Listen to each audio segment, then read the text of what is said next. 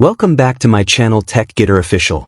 In today's video, we will fix the default gateway is not available error in Windows 10, 11, 8, and 7. So make sure to follow all the steps carefully.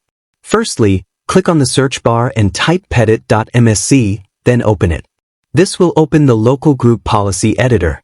Now click on Computer Configuration. After that, click on Administrative Templates. Then click on Windows Components. After that, scroll down and find Windows Installer, then click on it.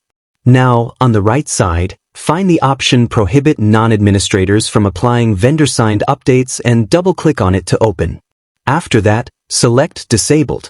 Then click on Apply and then click on OK. This simple setting change can help resolve the default gateway issue in many cases by allowing proper system updates and network configurations. After completing this step, you can restart your computer and check if the problem is fixed. Thanks for watching. If this tutorial was helpful, make sure to like, comment, and subscribe to TechGetter Official.